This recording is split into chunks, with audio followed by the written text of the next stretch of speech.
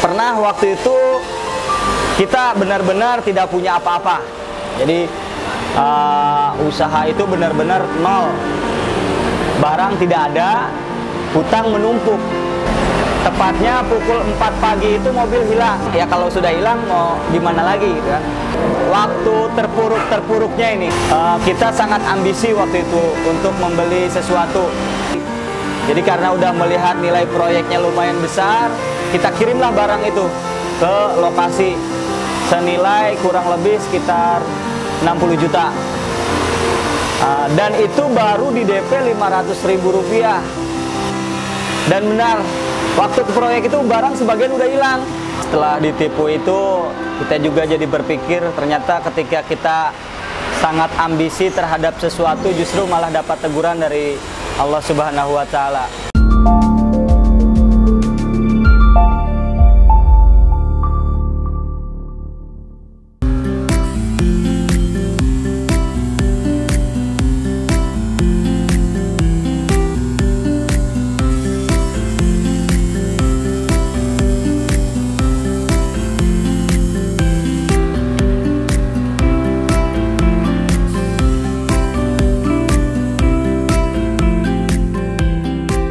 Assalamualaikum warahmatullahi wabarakatuh.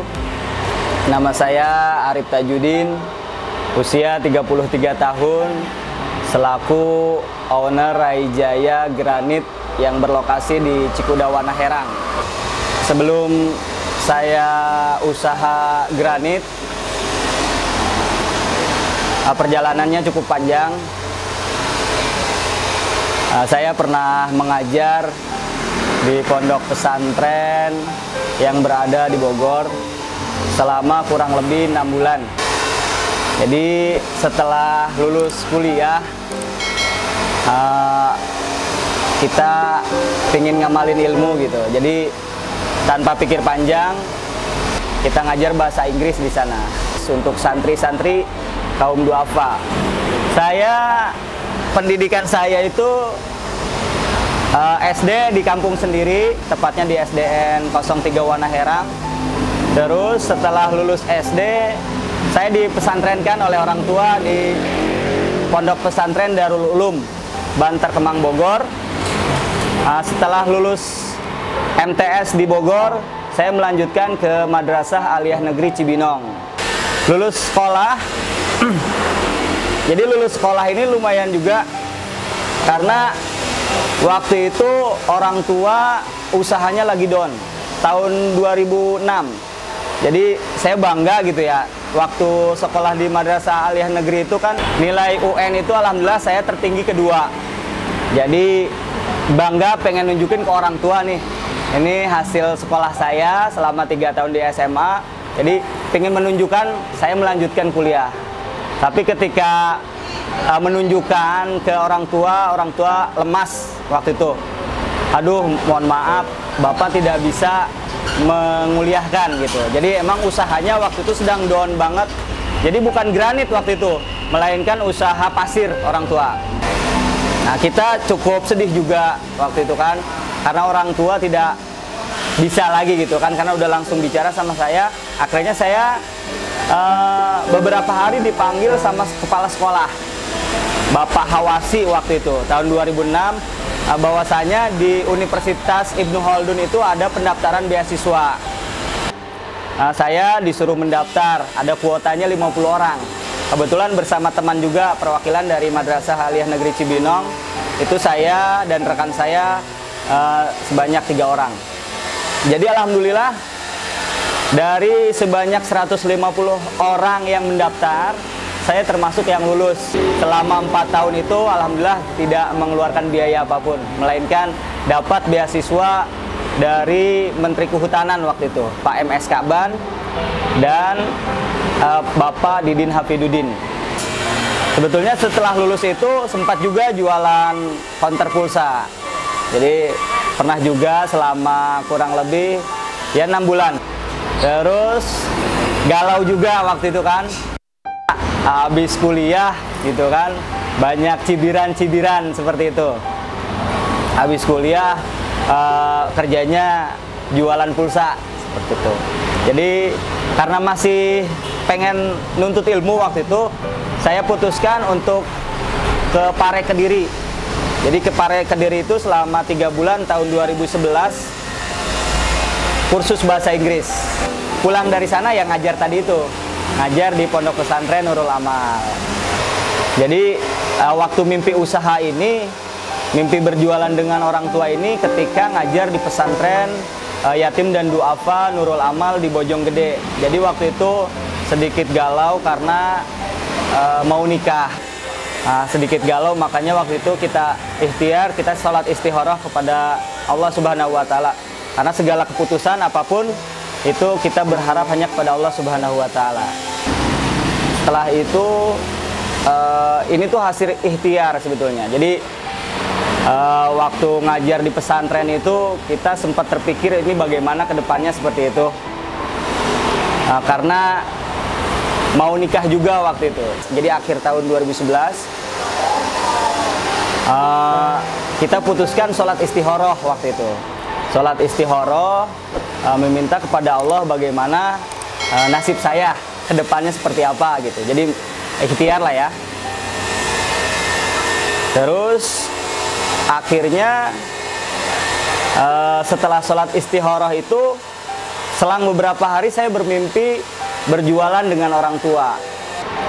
Jadi setelah beberapa lama akhirnya guru saya itu menyarankan ya udah Arif ngomong saja kepada bapak seperti itu. Jadi apa adanya bahwasanya saya bermimpi jualan sama orang tua.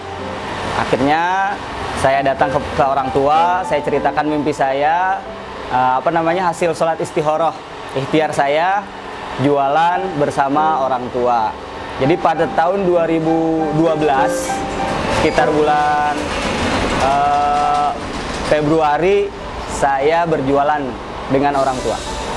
Jadi belajar dulu sama orang tua sebelum terjun langsung ke dunia keramik dan granit. Jadi saya belajar ikut orang tua selama 1 tahun, kurang lebih 1 tahun. Setelah itu saya usaha sendiri. Selama usaha saya rasakan namanya jatuh bangun. Jadi ya sudah biasalah dalam usaha jatuh bangun. Selama usaha mandiri itu benar-benar pengalaman yang saya dapat itu luar biasa. Saya waktu belajar dulu di pesantren dan kuliah waktu itu jurusan syariah, benar-benar yang namanya mengamalkan ilmu dalam jual beli, melainkan keberkahan dalam setiap transaksi seperti itu. Jadi maupun untung kecil gitu, tapi ketika konsumen pelanggan kami itu merasa terpuaskan dengan produk yang kami tawarkan, itu bagi kami luar biasa. Jadi punya kepuasan tersendiri gitu. Terus ketika jatuh bangun itu pernah waktu itu kita benar-benar tidak punya apa-apa. Jadi usaha itu benar-benar nol, barang tidak ada, hutang menumpuk. Hutangnya ke pabrik, bukan ke bank, hutangnya ke pabrik. Jadi namanya jualan kan kadang ada yang belanja atau tidak. Jadi manajemennya waktu itu amburadul. Itu selama 2013 sampai 2016. Itu 3 tahun kita usahanya naik turun. Ketika barang tidak ada, hutang menumpuk juga, itu ada suatu peristiwa yang sangat menyedihkan ya. Kita punya satu armada mobil pick up gitu ya. Nah itu hilang. Tepatnya pukul 4 pagi itu mobil hilang. Jadi ade mengabarkan ke rumah bahwasanya mobil hilang. Saya terbangun, saya langsung istirja, innalillahi wa inna ilaihi rajiun. Jadi tanpa pikir panjang langsung ke lokasi. Saya bilang ya kalau sudah hilang mau gimana lagi gitu kan. Tapi saya ikhtiar mencari waktu itu. Ikhtiar mencari pada pukul 6 pagi itu bersama rekan-rekan.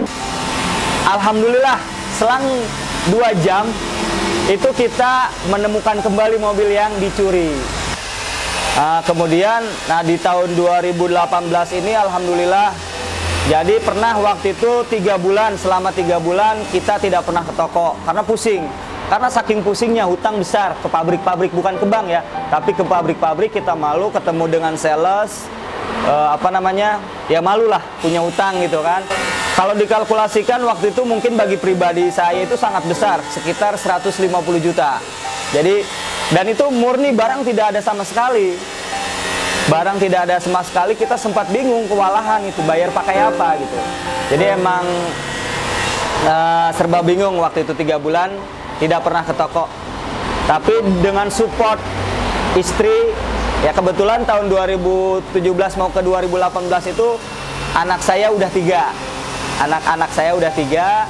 Istri berikan saya support, berikan dukungan, jangan menyerah, ayo harus bangkit. Apapun ini Allah masih memberikan rezeki kepada hambanya. Jadi kita semangat lagi.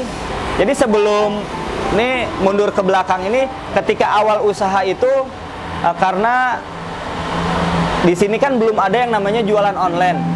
Jadi kita pasarkan ini khususnya Rai Jaya Granit ini dan umumnya wilayah Cikudawana Herang ini kita masukkan ke dalam website. Jadi saya punya blog tersendiri, saya memasarkan produk bukan hanya saya, tapi nama lingkungan saya. Jadi sempat diremehkan waktu itu awal buka tahun 2012 itu kan orang belum terlalu begitu paham dengan jual online, ya kan? Karena saya basicnya dulu pernah tahu ilmu IT, terus SEO di internet, kita amalkan, kita terapkan, itu alhamdulillah. Jadi sebetulnya Rai Jaya Granit ini konsumennya lebih besar di online. Ketika saya terpuruk, support dari istri, kita semangat lagi usaha. Dan itu tahun 2018 itu benar-benar mimpi bisa menyelesaikan hutang. Jadi alhamdulillah kita dapat 2 proyek. Ya saya nyebutnya mega proyek lah. Dan keuntungan 2 proyek itu bisa menyelesaikan hutang saya di tahun 2018. Dan alhamdulillah 2018 juga saya menyicil membeli tempat. Dan tempat ini jadi tempat jualan saya saat ini.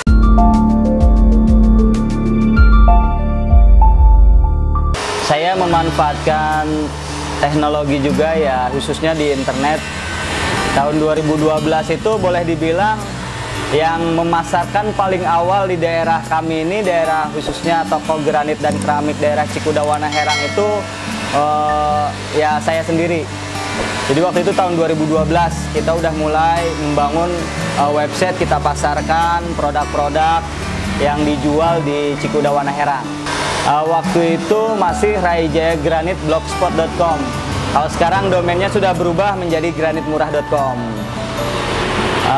Jadi waktu itu malah penjualan dari website sendiri juga lumayan. Tahun 2012 itu belum ada yang namanya, maksudnya belum ramai. Ada Tokopedia, Bukalapak, saya rasa waktu itu belum ada. Gitu. Jadi lebih ke internet. Jadi kita pasang nomor telepon, kita mencari cara bagaimana caranya di website itu ketika orang mencari granit dan keramik khususnya di daerah Jakarta, Bogor, Depok, Bekasi, Tangerang, itu muncul nama kita.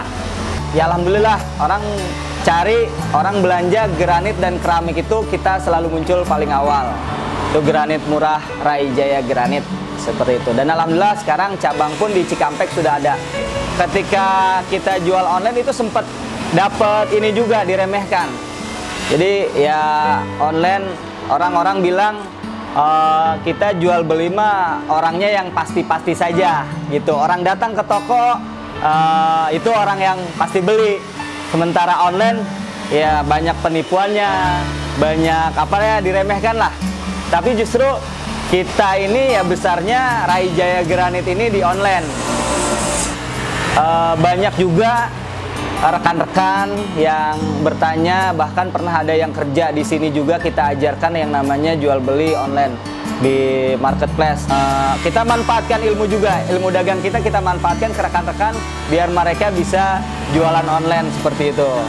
Tapi alhamdulillah dan alhamdulillah mereka pun merasakan manfaat jualan online.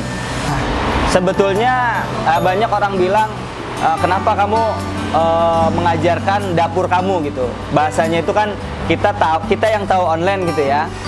Kenapa diajarkan cara-cara orang jualan di online? Apa nggak merugikan kamu gitu?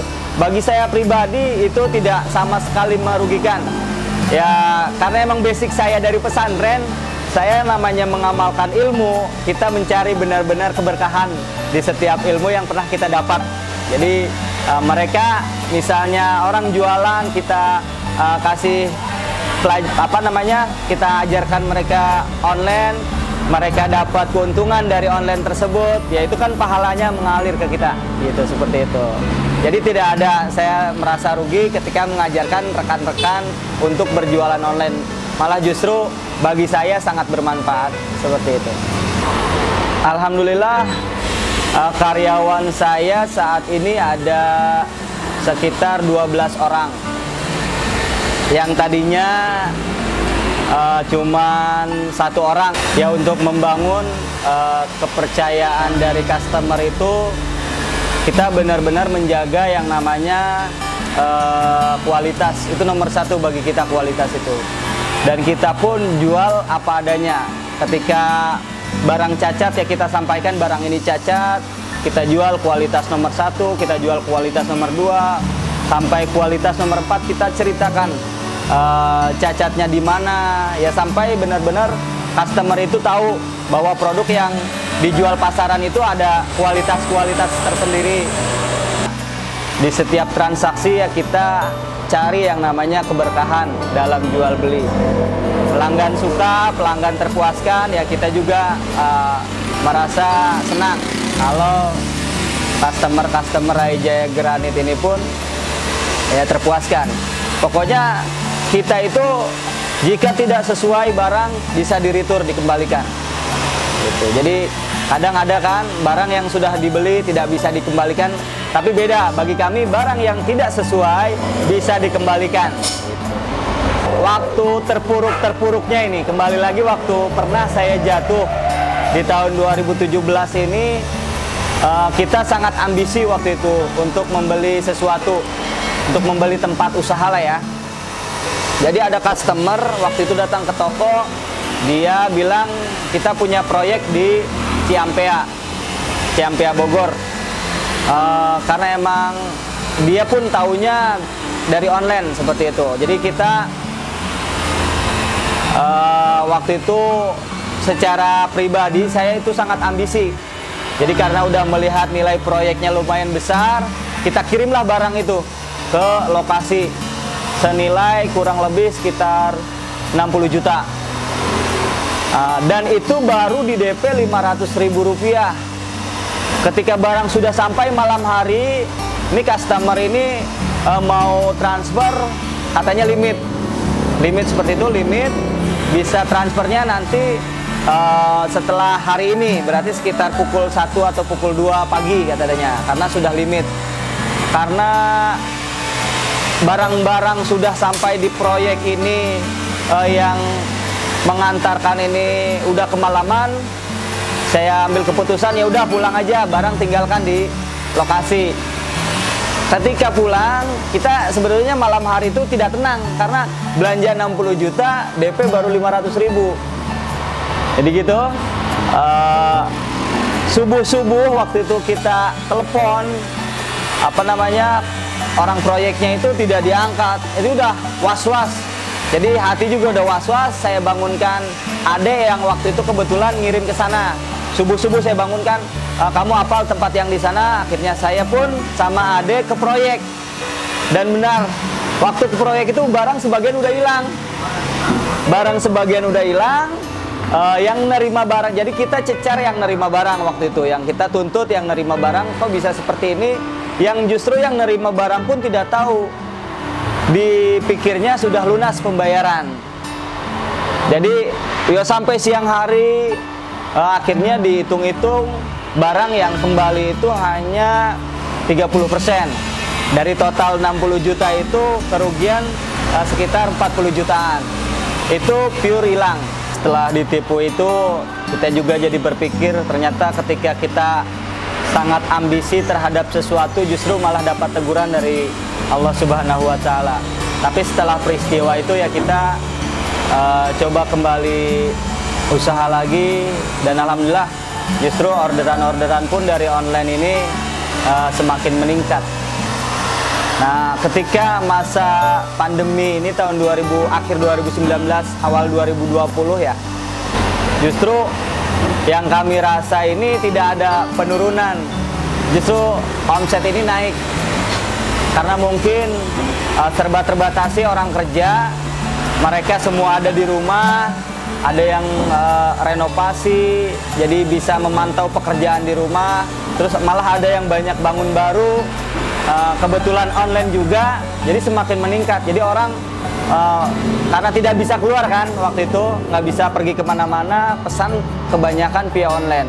Jadi orang pesan via marketplace atau langsung telepon ke saya juga banyak. Jadi peningkatan selama pandemi ini yang kita rasakan justru lumayan. Jadi nggak ada istilah turun. Jadi ada satu cerita juga, ketika saya terpuruk, ketika benar-benar terjatuh dalam usaha, tahun 2016 itu saya memohon izin kepada istri mau mengasuh anak yatim untuk disekolahkan di pesantren. Kebetulan ada rekan-rekan waktu kuliah itu mereka di Darut Tauhid, ada komunitas-komunitas pengasuh anak yatim ya. Saat itu anak mau 3, malah saya meminta izin kepada istri bagaimana kalau saya mengasuh anak yatim. Jadi kita biayai sekolahnya di pesantren. Padahal kondisi waktu itu benar-benar dibilang ekonominya lagi down gitu. Tapi alhamdulillah istri mengizinkan, silahkan saja kalau emang itu keputusan terbaik. Dan alhamdulillah tahun 2016 sampai sekarang, jadi udah 4 tahun kita mengurus anak yatim, kita pesantrenkan di Bogor. Tapi paling tidak saya bisa mengajarkan kepada teman-teman yang baru mulai usaha untuk merintis usaha dalam bisnis online, ya kita siap ajarkan seperti itu. Dan juga yang paling penting dalam transaksi itu ya tidak ada yang kata kita tipu menipu, jangan sampai mengecewakan customer lah. Kita benar-benar jangan sampai menipu. Kita jual KW2, kita bilang KW1 gitu kan. Ya pokoknya unsur-unsur goror lah dalam jual beli itu benar-benar kita jauhkan. Yang kita cari justru keberkahan dalam setiap transaksi. Customer puas, kita senang, yaitu nilai keberkahan di dalam setiap transaksi sangat-sangat kita harus cari keberkahan dari Allah Subhanahu wa Ta'ala.